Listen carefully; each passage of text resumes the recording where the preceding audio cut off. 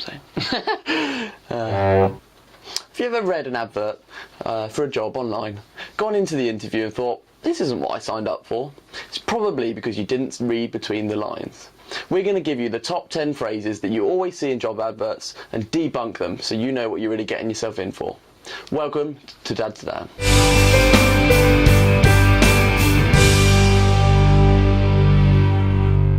Right then, Dad, I suppose what would be quite an interesting question is, when you started out, did you have an issue with these phrases and wordings within job adverts?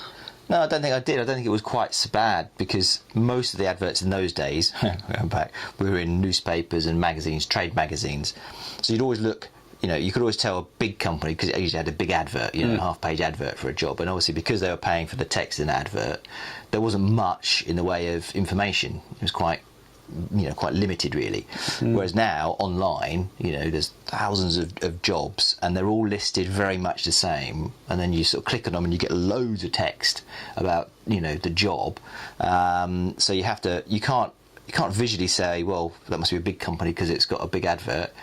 And of course, so many recruiters now run these adverts that you don't even know what the company is. Yeah. So it's not like you can say, oh, there's a big pharmaceutical company, a big automobile company. Oh, that must be a great kind of work. So I think you've got to really look at what they're saying in the text, because underneath that is really what the truth is, So they'll say things. So this was a big issue that I had, which is why I asked Dad, as somebody who's experienced in sales, whether he kind of could give me a little bit of an idea about them. But we've actually got some here, haven't we? We've got some adverts down here.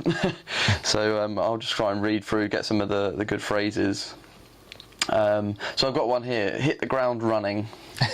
Yeah, it's a common sales phrase, hit the ground running, and basically that means the company's desperate for sales, and they can't be bothered to train anyone. They want them to sort of come in and just start doing it, right. And that's it. So that's what that phrase always is about.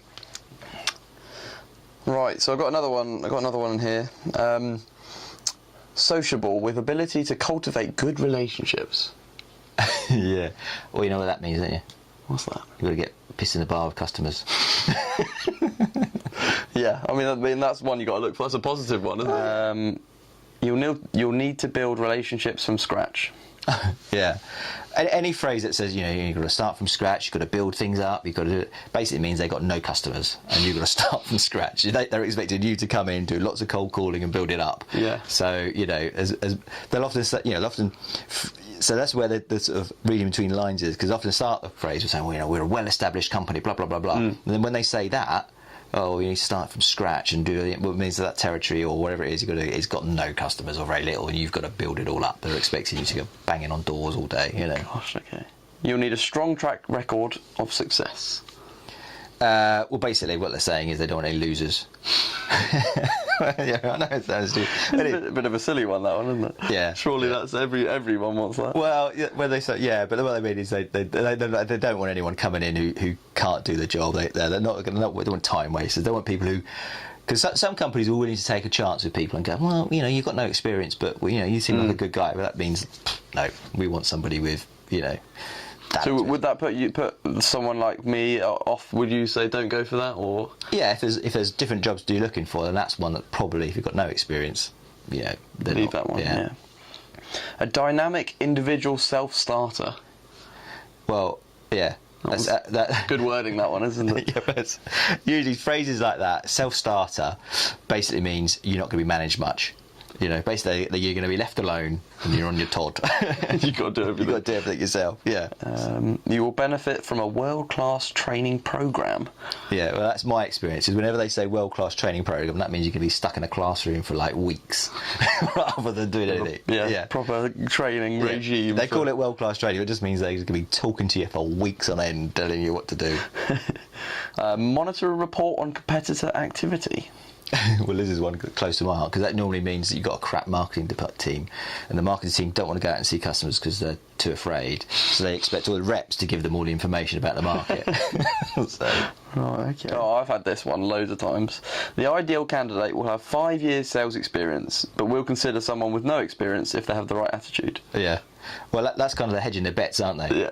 We want somebody with 5 years experience, but we know we probably won't get that. So okay, we'll take on a new starter because let's face it, they'll get them cheap. Yeah. So that's basically what they're saying. Yeah. Is that they're desperate for anyone really. They're not going to consider anyone. So you're probably a really good job to go for if you're new into sales because well, they said that. So yeah, they can't. Yeah. The ability to work both independently and as part of a team. Oh, I don't know. What do you think that means? I don't know. I guess it's kind of. Can you work with the team? Are you a bit of an oddball? Yeah, that's it. Yeah, they don't want any oddballs. They want any weirdos, don't they? Yeah, that's what it says. Whatever. So yeah, or it could be that the last rep was a bit weird. Yeah, it was a bit of a loner. Couldn't really work in within the team. Yeah. You'll be highly numerate and well organised. Yeah. Well, often they put that in because the rep before was used to certain expenses or something, and they realised actually that you need to be quite numerate for the job, but they couldn't add up, and they kept putting their orders in wrong. That's what happens. Right. Okay. I guess for the people at home, if you've got some ones that you've come across, please do send them across to us. We will sort of put this out for you guys as well. Because they are quite amusing, aren't they? To read some of them. But yeah, I hope these have helped, and I hope you can go away and find some debunk these yourself.